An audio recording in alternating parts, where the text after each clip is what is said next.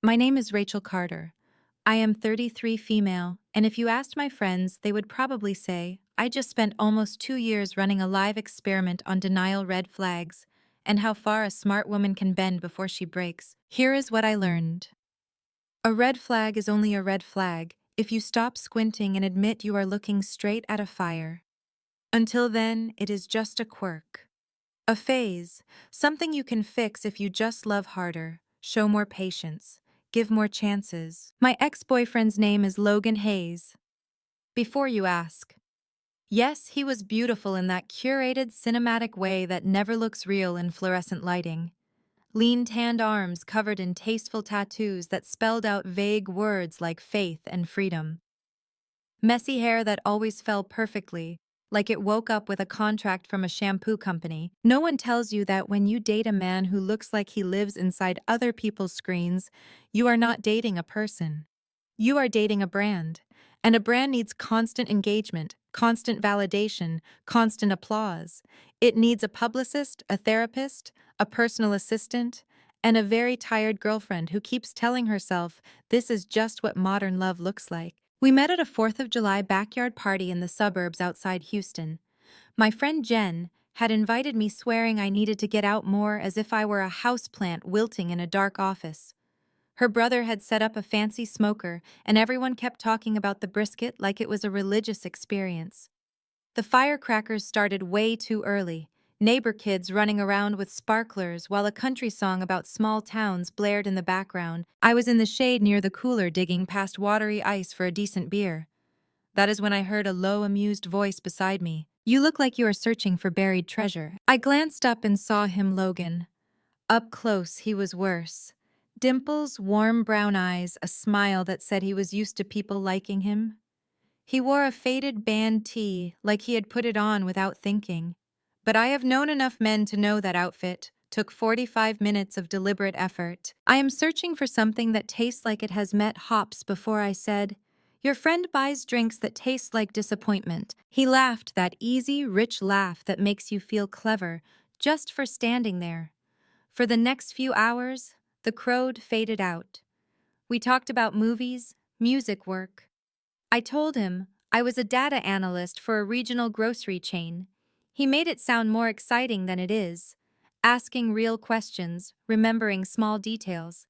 He said he was a travel photographer and content creator, which I would later translate to, brands pay me to be handsome in pretty locations and pretend their products changed my life. But that first night, sitting on a rickety lawn chair under drooping string lights, he was just a man asking about my parents, about the little town in Oklahoma where I grew up, about how I used to fall asleep to the sound of trains.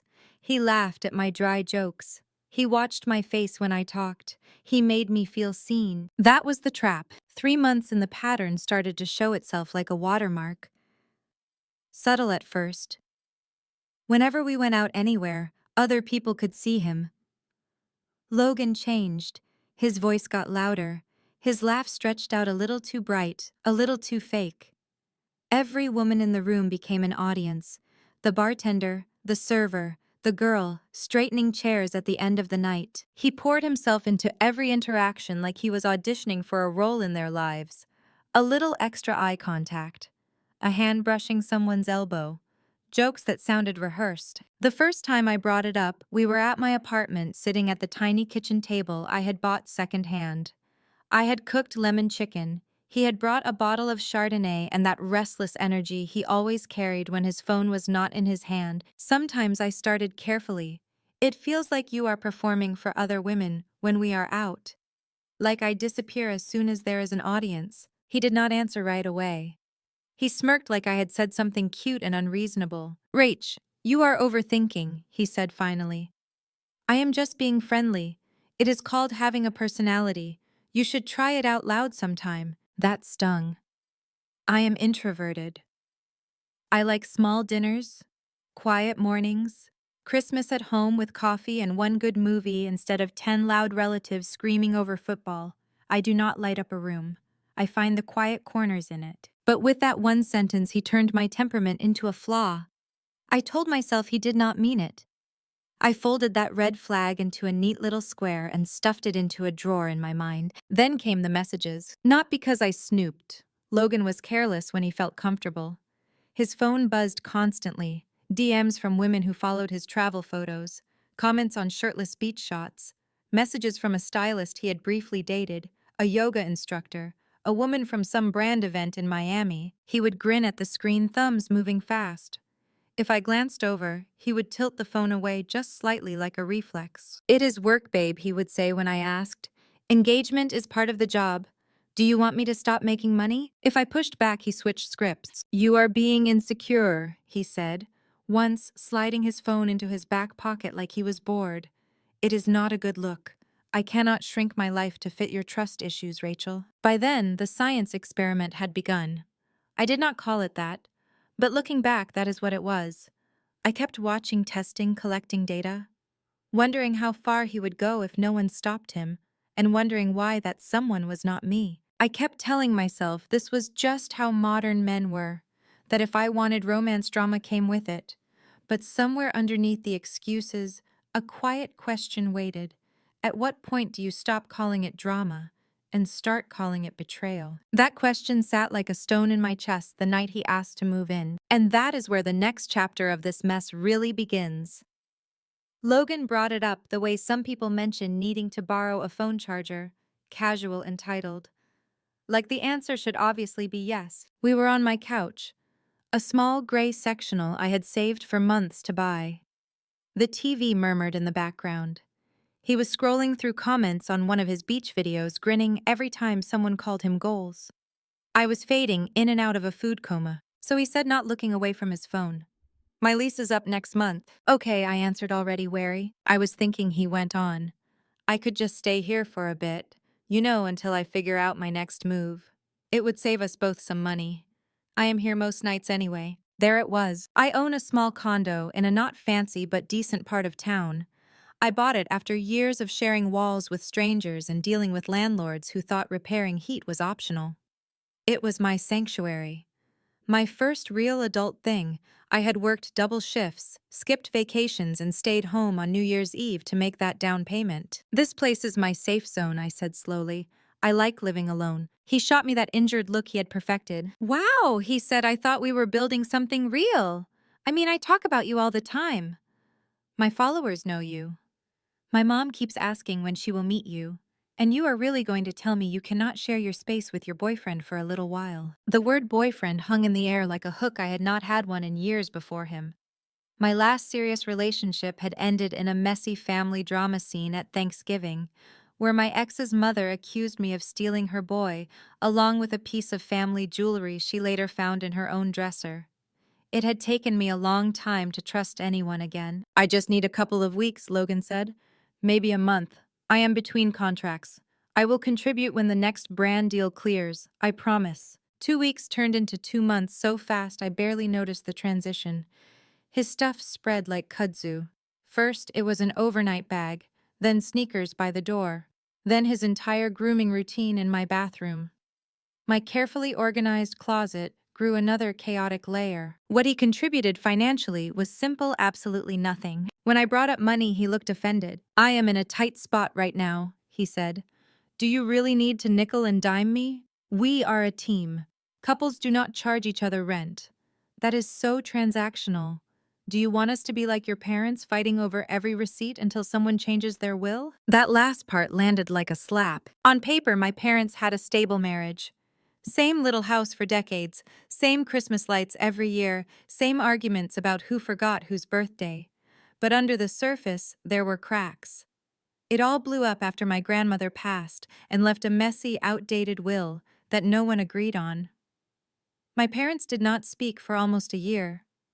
I watched my mother's heart break in slow motion as she realized the man she had built a life with cared more about being right than being kind. The word inheritance still tastes like burnt toast in my mouth, so when Logan threw that story at me using my own family's painful drama as a weapon, I shut down.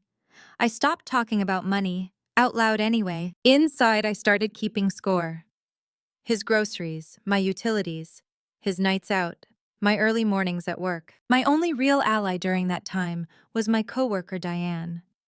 She sat across from me in our open office, mid-50s, divorced, with a collection of snarky coffee mugs and the unshakable calm of a woman who has already survived the worst. One afternoon, I told her about Logan's latest stunt, inviting 3 friends over to shoot content in my living room without asking. They had stayed until nearly 2 in the morning, laughing loudly, spilling drinks, filming skits while I hid in my own bedroom like a guest in my home. Diane chewed her salad, listened, and then leveled me with a look that could have stripped paint. "You know what role you are auditioning for, right?" she asked. "What?" "Doormat," she said. "And let me tell you, honey, you are nailing it." I laughed it off at the time, but her words hooked into me. Somewhere deep down under the rationalizations and excuses, I knew she was right. I kept waiting for that one undeniable moment when Logan would show me who he really was, so clearly that even my most generous interpretation could not distort it. It came with sunscreen on a humid afternoon in the middle of the ocean. But before that, there was the cruise. When Logan first floated the idea, I said no without thinking. 7 days on a Caribbean cruise with my crew, he said, eyes bright, sunsets, beaches, content for weeks. I already pitched it to a luggage brand and a protein drink company. They might comp half the trip.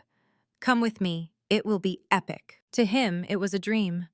To me, it sounded like being trapped inside his highlight reel with no off switch. "I do not really do group trips," I told him, "and I get seasick." He waved that off. "You never want to do anything fun," he complained. "You are always in your little bubble. My friends think you do not like them." His friends, from the handful of chaotic nights I had met them, were a rotating cast of aspiring influencers, personal trainers, and women who called themselves entrepreneurs, but never seemed to work. There was his best friend, Bree, who spoke like everything was a confession to a camera that was always running.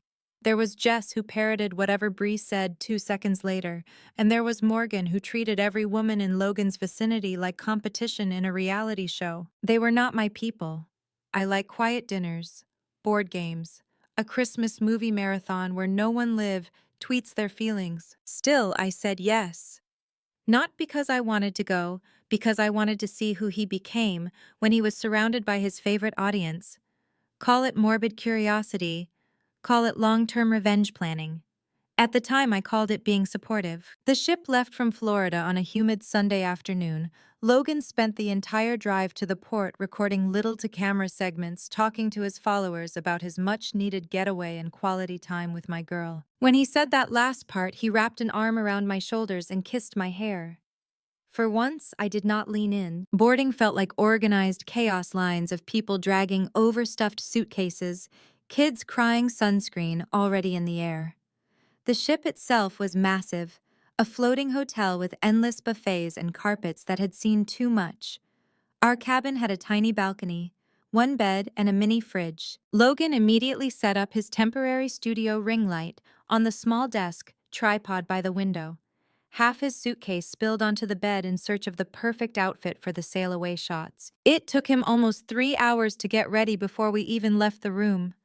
Different shirts, different hats, shirtless backwards cap, taking photos from every angle, like the sun might forget his good side. I unpacked in 10 minutes and watched him through the mirror. It felt like living with a man who dated his own reflection. The first day on deck was manageable. Loud music, crowded pools, cheesy games, hosted by overly enthusiastic staff who kept yelling about drink specials. Bree and Jess were already 2 cocktails deep when we found them near the shallow pool. Morgan lay on her lounge chair, like a sun goddess. Sunglasses on, quietly scanning everyone around her. Logan slid into the water, flicked his hair back, and looked over at me. For a couple of minutes, it was almost sweet. We floated near each other, shared a private joke about a drunk guy doing cannonballs. Then someone yelled his handle. "Oh my God, are you Logan Hayes' photo?" A young woman in a bright orange bikini splashed close, her phone in her raised hand. "That is me," he said, instantly brighter. "What is your name?" Her name was Mia. She was in her mid-20s, tan, fit, the kind of woman who looked like she jogged for fun. She told him his photos from Italy had inspired her to quit her corporate job and travel for a year. He did his humble laugh. "That is wild," he said. "I am just a guy with a camera trying to share the world, you know." They took selfies. Bree shrieked with laughter from her chair. Jess repeated everything she said. I floated nearby, invisible. "Careful!" Bree called out finally. "You know what they say? Fans will steal your man if you do not keep him entertained. They laughed. Logan threw me a performative grin, swam over and kissed my cheek for the camera. Babe, you good? He asked loudly. You are doing that quiet thing again. You are freaking people out. I am fine, I said. Sure, he replied in a tone that said the opposite. That night at the ship's nightclub, things tilted from uneasy to humiliating. The place buzzed with bad remixes and spilled drinks. Logan and his friends ordered rounds of shots like they were in a competition, yelling for the content every time the camera pointed their way. He kept making little jokes about me. Rachel does not know how to relax, he told a couple from Ohio. She is like an old soul trapped in a hot younger body. It is adorable and annoying. Smile more, babe, he stage whispered later, arms slung around my shoulders. You look like you are auditing everyone's taxes. People laughed because it was easier than not laughing. My cheeks burned. I stared into my one drink, nursing it slowly, feeling like the punchline to a joke I had never agreed to. Back in our cabin, he lay on the bed scrolling through videos of himself, replaying them over and over, choosing which angle made him look most authentic. The light from his phone kept flashing across my face while I tried to sleep. Can you at least turn the brightness down? I asked. He sighed dramatically. You are being really negative this trip, he said. Everyone feels it. Bree even said she does not know why you came if you hate fun. I turned away so he would not see my eyes fill. Have fun then, I said quietly. He did loudly. I stared at the wall and wondered how I had become the outsider in my own relationship. The next morning I woke up already braced. I did not know what was coming yet, just that something would snap. I was right. On day 2, we docked at a private island owned by the cruise line. White sand, clear water, overpriced cabanas, and staff who had clearly repeated the same welcome speech 1,000 times. Logan was in rare form. New swim trunks, fresh haircut, abs misted with water for shine. He strutted down to the beach like a commercial break. I picked a chair a little away from the crowd. Bree and Jess immediately dragged theirs closer to the bar. Morgan stretched out like a cat in the sun, aware of every male gaze that passed over her. Mia, the girl from the pool, showed up not long after. She waved like we were old friends, not strangers tied together by a man who loved mirrors. Mind if I join? She asked, dropping her towel near Logan's chair. Please, he said, voice rich with invitation. We were just talking about you. They had not been, but lies rolled off his tongue like nothing. From my chair, I watched them. The way he angled his body toward her, the way she leaned in, the way his eyes lit up in that particular way he reserved for women he wanted something from. It was not just flirting, it was an audition. For 10, maybe 15 minutes, I tried to pretend it did not bother me. I put on my sunglasses, opened my book, turned my face toward the water. But my eyes kept drifting back, magnetized. Then it happened. Logan sat up, reached for a bottle of sunscreen, and said loudly, Mia, would you mind getting my back? I can never reach all of it. He did not glance at me, his girlfriend sitting a few feet away.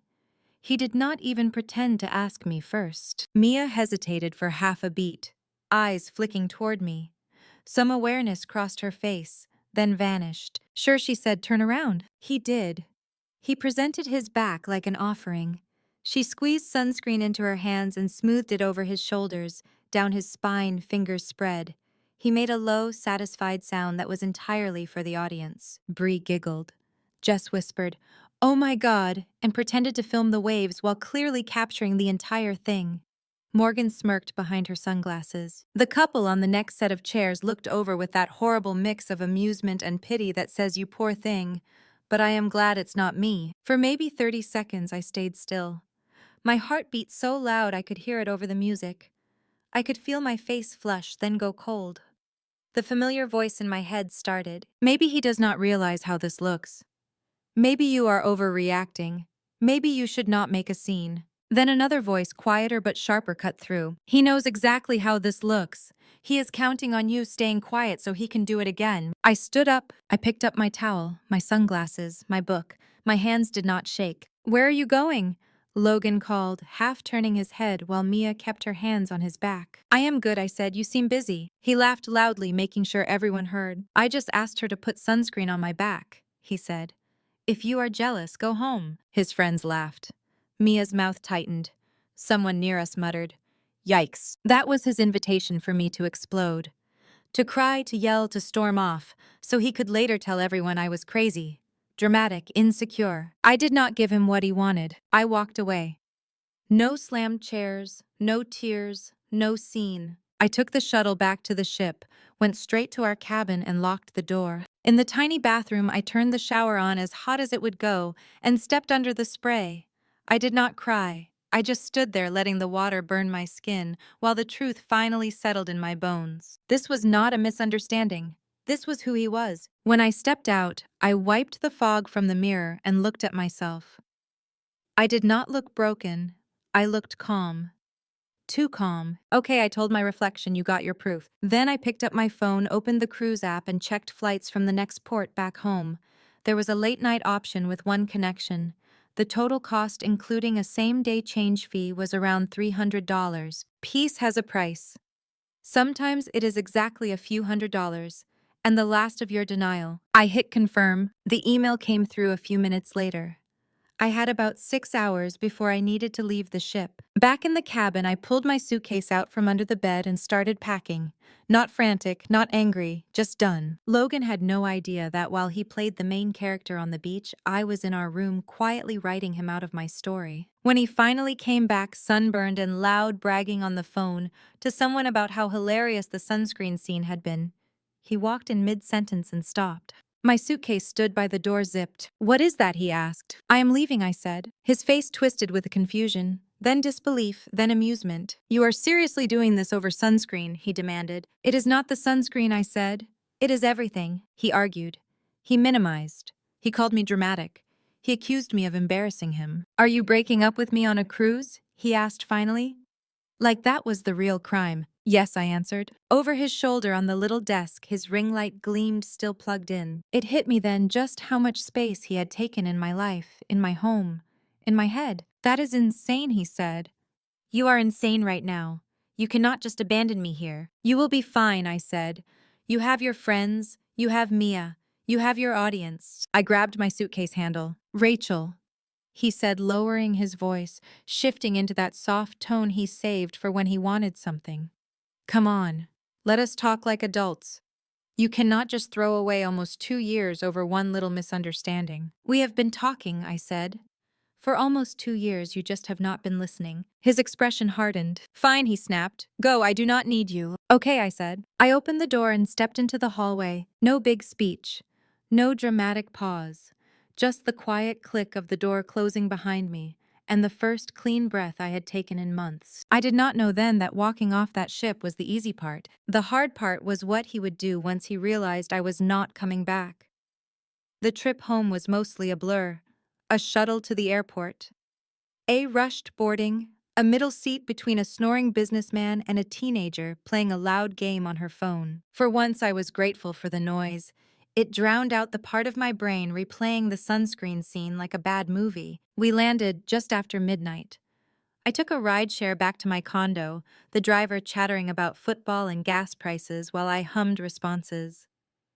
The city lights blurred past familiar and strange at the same time. When I unlocked my front door and stepped inside, the first thing that hit me was the quiet, no ring light buzz, no TikTok audio looping from the bedroom, no Logan pacing in front of the mirror, filming yet another real talk video. Just silence. My suitcase handle creaked when I let it go. It sounded too loud in the stillness. I did not text him. I did not check his feed. I did not stage anything for the camera. I put my phone face down on the kitchen counter, kicked off my shoes, and went straight to bed. The next morning, I woke up at almost noon. 12 uninterrupted hours of sleep. I could not remember the last time that had happened. I made coffee, sat on my couch, and listened to nothing. No notifications, no humming electronics. No one asking where their charger was. The peace lasted exactly as long as it took me to turn my phone back on. It lit up like a Christmas tree. Dozens of missed calls, texts, DMs. The first messages were confusion. Rachel. What the hell? Where did you go? Did you get off the ship? Then guilt. You embarrassed me in front of everyone. You made me look crazy walking around that boat without you. You better answer me. Then minimizing. Are you seriously mad about sunscreen? You are blowing this way out of proportion.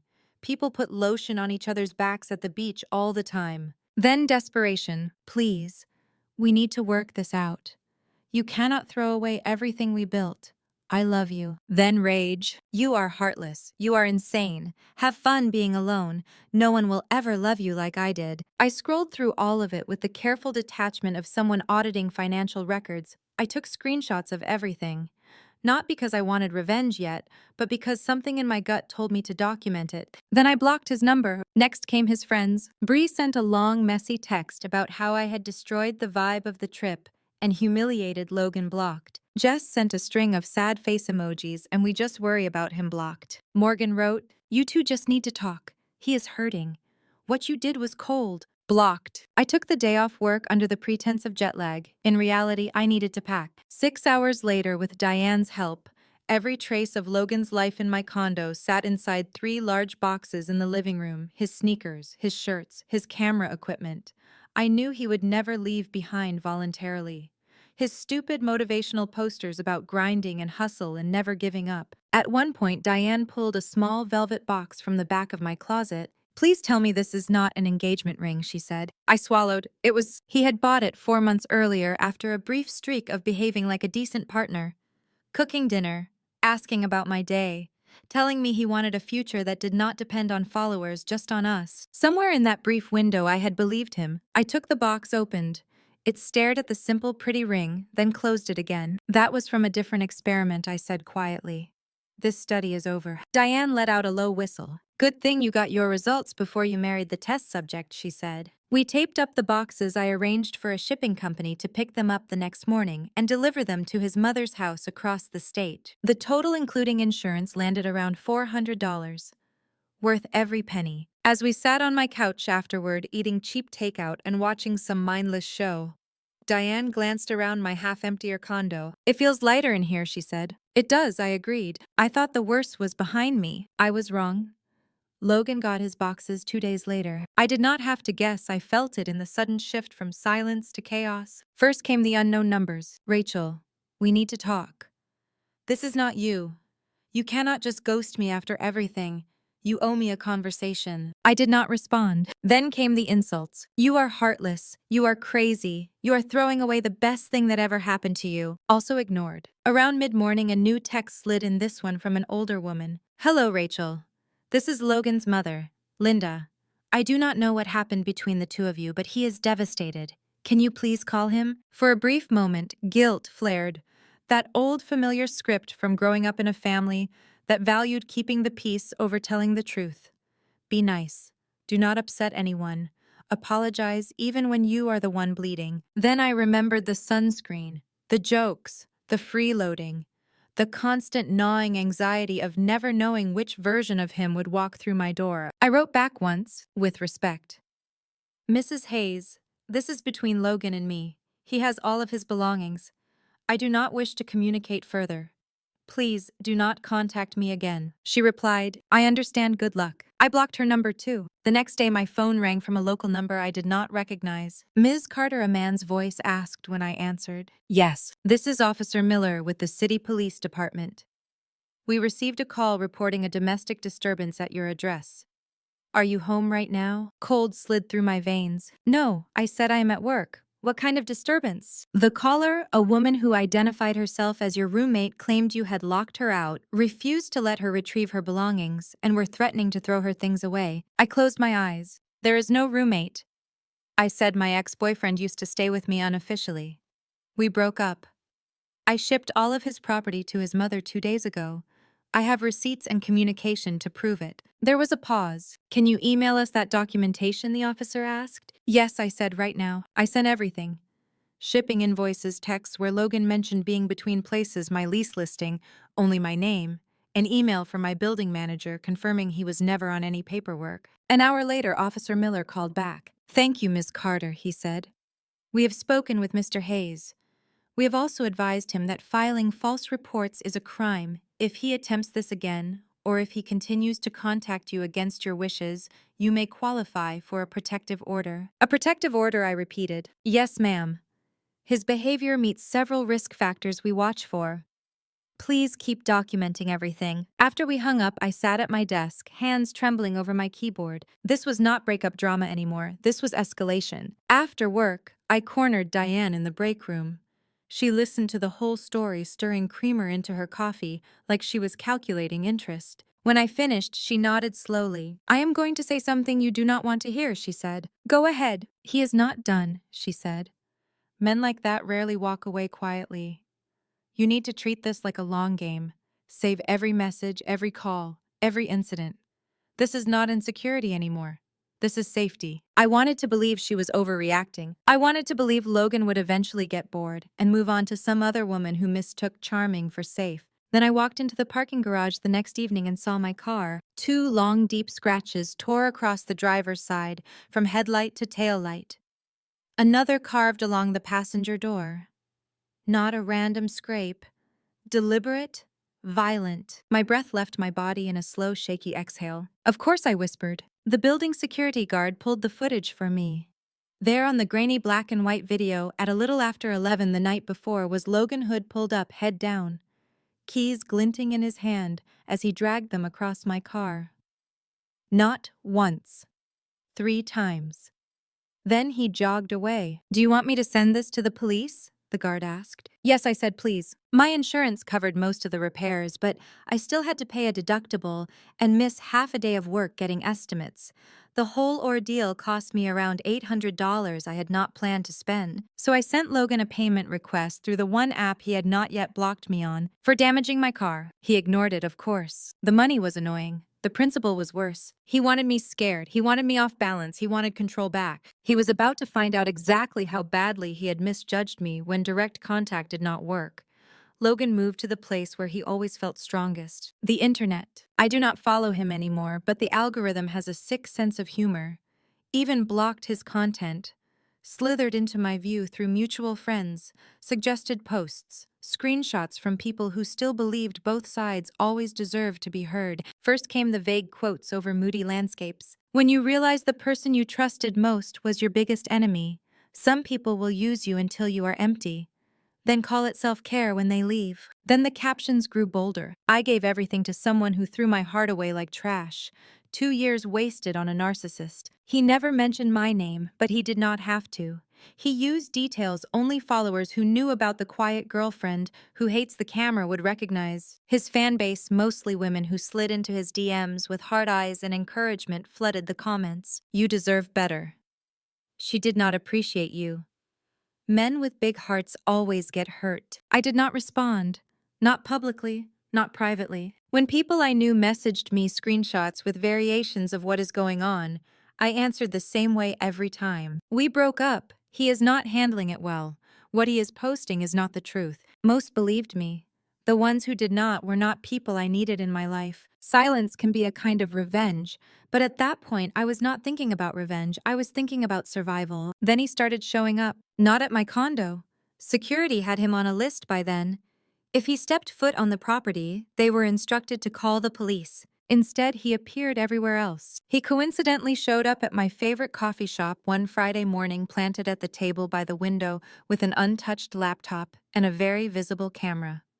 When I walked in, he looked up, feigned surprise, and stood like we were old friends, bumping into each other at a Christmas market. Wow, what are the odds, he said. I turned around and walked back out without a word. 2 days later, he was at the small neighborhood dog park I liked to visit after work. I did not even own a dog yet. I just liked watching them play while I read. There was a guy there I talked to sometimes, Mark, who came almost every evening with his golden retriever Daisy. Mark was in his early 40s, kind eyes, soft voice, recently widowed, I later learned.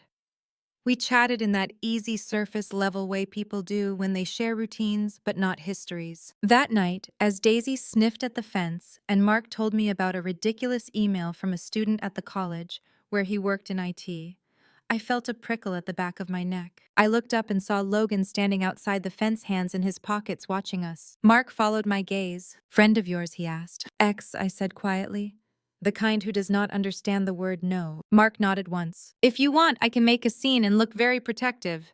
He offered. Daisy will back me up emotionally, if not physically. I looked at the dog, who was currently trying to eat a leaf and losing. I smiled for the first time all day. I will keep that in mind, I said. Logan eventually left, but the message was clear. He wanted me to know he could be anywhere. The following week he came to my gym again. This time the staff recognized him from previous incidents and refused to let him in. He argued. He raised his voice. He shouted about how I was ruining his life while people on treadmills tried not to stare. Man is 2 sets short of a workout, a guy muttered near me. I almost laughed, almost. The final straw came on a Tuesday afternoon. My condo building manager called voice tight. Miss Carter, you need to come home, he said now. What happened? There has been an incident in the lobby. It involves your ex. My hands shook on the steering wheel. The entire drive. When I pulled into the lot, a patrol car sat near the entrance, lights off.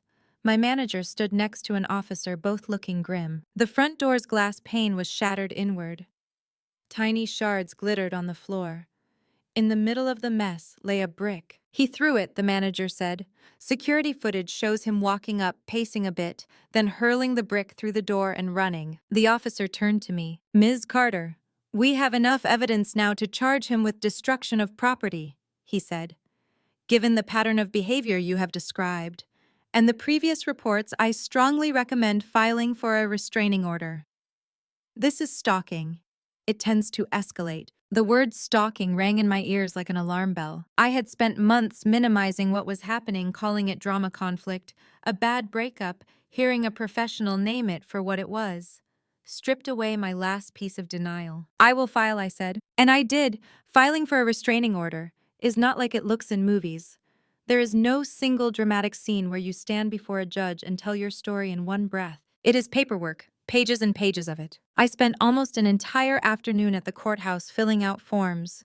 Every question forced me to relive something I wanted to forget. Describe the incident with the vehicle.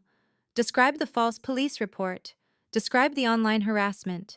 Describe any property damage. Describe any unwanted physical presence. I attached screenshots, printouts of texts, photos of my scratched car, still images from the security footage. By the time I stapled everything together, the stack of paper felt heavy enough to be a small book. The story of a woman who tried to leave quietly and a man who could not stand losing control. The judge granted a temporary protective order. That same week, Logan was served at his mother's house. He left a voicemail almost immediately, violating the order before the ink was dry. You ruined my life, he shouted, voice cracking. You made me look crazy. You are destroying my reputation. You will regret this, Rachel. I forwarded the voicemail to Officer Miller. This is sufficient for us to pursue criminal charges, he said. We will add it to the file. Remember, if he contacts you again in any way, call us immediately. After that, things went quiet. Not because he found clarity or remorse, but because someone finally put consequences between his temper and my front door. 3 weeks later, I got an email from the condo association. Restitution received for lobby damage, case closed. A second email arrived from my car insurance provider. Restitution received for vandalism. Deductible reimbursed. The court had compelled him to pay. I did not have to ask. Here's the thing about revenge. For months, I fantasized about what would happen if his followers found out who he really was. If every woman he had charmed saw the security footage, the false report, the brick. If his brand collapsed under the weight of the truth. But when those payments hit my account, the main feeling I had was not triumph, it was distance. He was no longer a person in my life. He was a line item, a resolved case, a stranger whose choices had finally cost him something. The real revenge was not the money. It was how little I cared by then. With the restraining order in place, the noise in my life finally began to fade. I slept. I ate food that did not come from a box. I stopped checking corners every time I walked into a room. And for the first time in a long time, I had space for something else. Not a man, not yet. Something much better. I had always wanted a dog. When I was a kid, my parents used to promise we would get one as soon as things settled down. Things never did. There was always another family argument, another money problem, another icy stretch where my father slept on the couch, and my mother pretended the house was not full of resentment. So when I woke up one Saturday and realized it had been weeks since I thought about Logan, really thought about him, I drove to the local animal shelter. The place smelled like bleach and nervous energy. Rows of kennels lined the back wall. Dogs of every size pressed wet noses against the bars as I walked past. A volunteer in a faded sweatshirt walked beside me. "What are you looking for?" she asked. "Someone who is not afraid of my tiny condo and talks more with their eyes than their mouth," I said. She laughed. "I might have just the guy," she said. She led me to a kennel near the end. Inside sat a medium-sized mutt with brown and white patches, one ear that stood straight up and one that flopped sideways. He wagged his tail so hard his whole body wobbled. "This is Barkley," she said. "He has been here about 8 months. People say he is too much, too energetic, too noisy." I knelt down.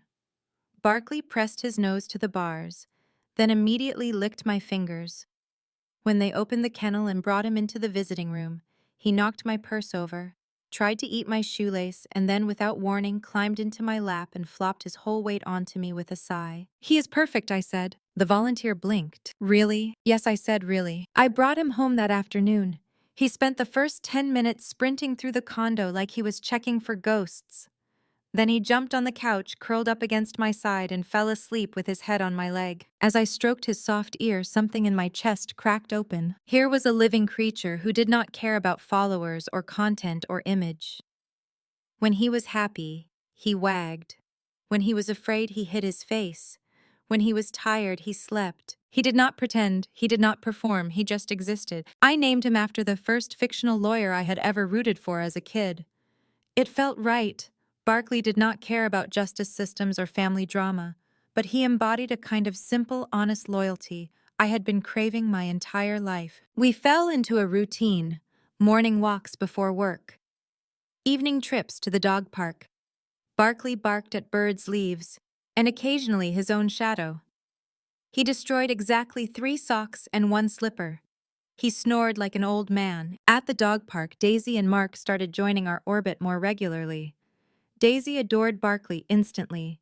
She was all soft fur and gentle chaos, the perfect counterpart to his clumsy enthusiasm. Mark and I walked the perimeter, while the dog sniffed every inch of grass like it held secret messages. He told me more about his life in quiet pieces.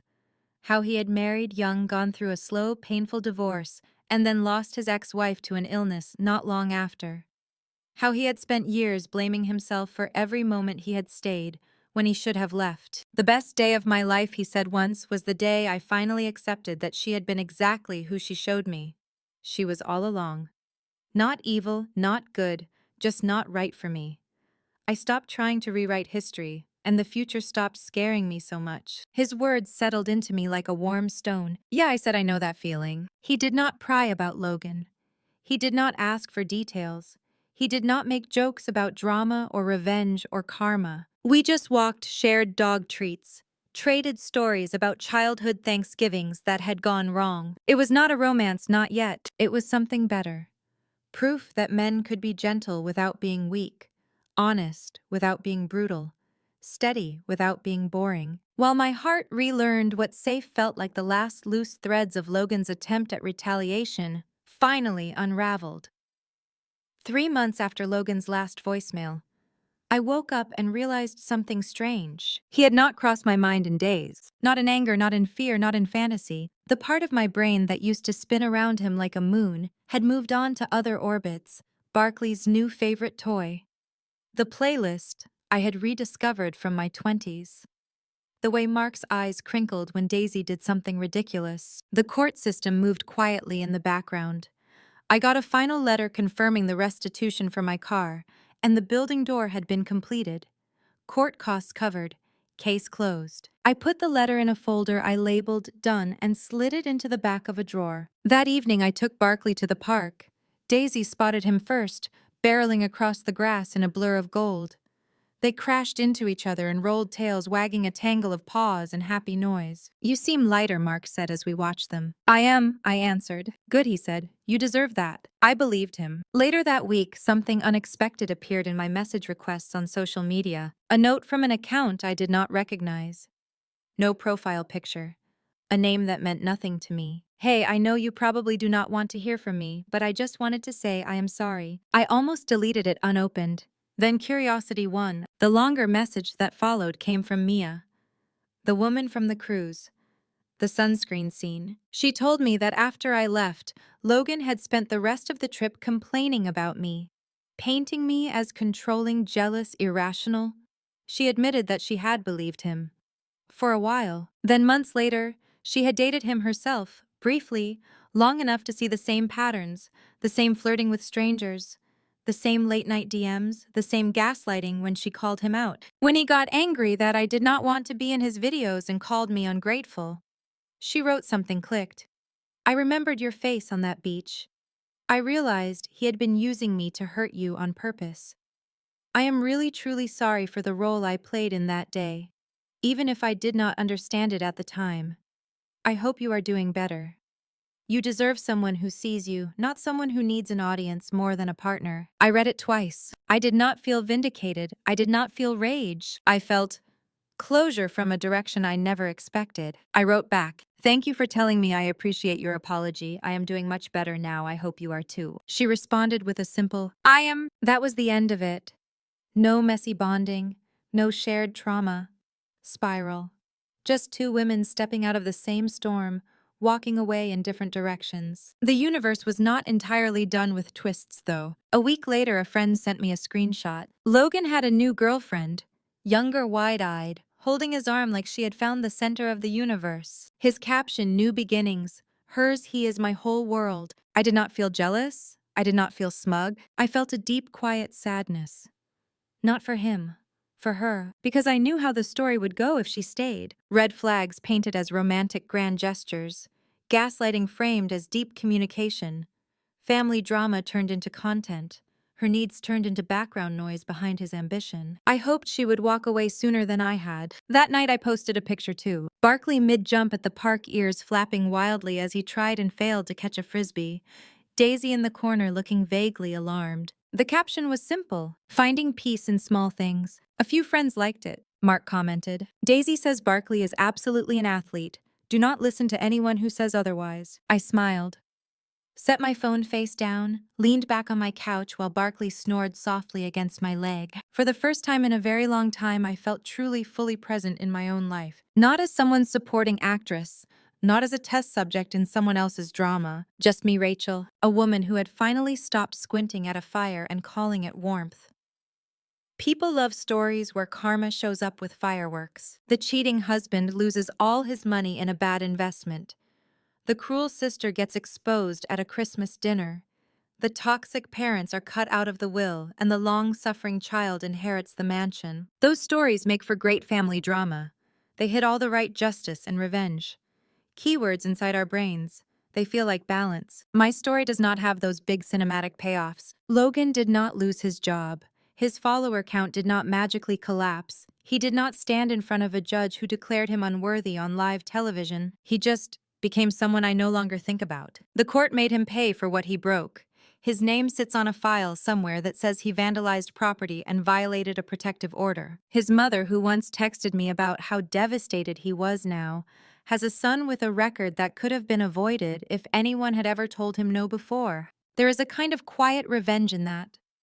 Not in his suffering, but in the simple, boring reality that actions have consequences, that charisma does not erase harm, that a pretty face does not keep doors from closing when you throw bricks at them. The louder revenge, the one I feel every day, is this. I wake up in a home that is mine. I make coffee and listen to the kettle whistle without flinching at every sound. I walk Barkley around the block and talk to neighbors about weather and trash pickup schedules and Thanksgiving plans. Sometimes on weekends, Mark and I meet up at a farmer's market. Daisy and Barkley share a cup of dog-safe ice cream. We wander past stalls of homemade jam and candles that all smell like some version of Christmas. We are not officially anything yet.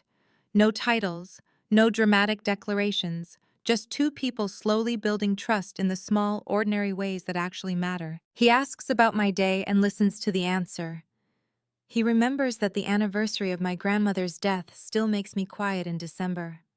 He brings treats for Barkley and never tries to use him as a prop. There are no grand gestures, no public displays, no online posts about how lucky he is. Just consistency. The teenage version of me, the one who grew up watching parents who weaponized silence and used money and wills as battlegrounds, thought love had to come with drama to be real. The woman I am now knows better. Real love is not built on performance. Real justice does not always look like a courtroom drama.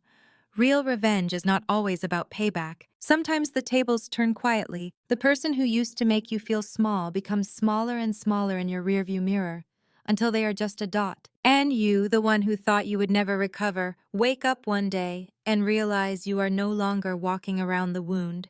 You are walking forward. You have reclaimed something no one can ever take back, your own life. If you are still listening, if you have made it all the way through my messy little saga of betrayal and breakup revenge and restraining orders and dog parks, there is a decent chance you see yourself somewhere in it. Maybe you are with someone who treats you like a supporting character. Maybe your parents raised you to believe your needs were selfish. Maybe your sister or brother calls it family drama, when really it is emotional abuse. Maybe like me, you have been squinting at red flags, calling them quirks, waiting for proof that hurts bad enough. You finally give yourself permission to leave. Let me save you some time. You do not need a brick through a glass door to justify protecting yourself. You do not need a judge's signature to prove you were harmed. You do not need the internet's sympathy or a cinematic scene at Christmas dinner where you expose the will or the secret or the toxic family member's lies. You just need to believe what you see. When someone shows you again and again that their comfort matters more than your safety, believe them. When every confrontation turns into you apologizing for having feelings, believe that too. When your world shrinks down to managing their moods, dodging their temper and praying, your phone does not light up with another mess that is not love, that is captivity. Leaving will hurt. It will feel like tearing your own skin off at first. You will doubt yourself. You will replay the good moments and wonder if you imagined the bad ones. Do it anyway. Walk away before they escalate. Document everything if you need to. Call the police if you have to. Get a lawyer, a therapist, a friend like Diane, who will look you in the eye and call you out when you start slipping back into self-deception. And then once the dust settles, look for small, quiet things that feel like peace. A cup of coffee sipped slowly in your own kitchen. A walk around the block at dusk. A goofy dog who thinks you are the entire universe just because you showed up and filled his bowl. A new friend at the dog park who does not demand your whole history, just your presence. The best revenge is not them losing everything. The best revenge is you reclaiming yourself so completely that their opinion of you becomes irrelevant, that their narrative about what happened becomes just another story you do not have to participate in. If any part of my story sounds like yours, I hope you hear this clearly. You are not crazy. You are not too sensitive. You are not asking for too much when you ask for respect. You are allowed to leave. You are allowed to choose a life without constant drama, without constant crisis, without being the punchline to someone else's jokes. You are allowed to write an ending where you do not get revenge by hurting them back, but by healing yourself so thoroughly that their absence feels like fresh air. And if you want to, I would like to hear your story too. Tell me in the comments how you walked away, or how you are trying to find the courage to.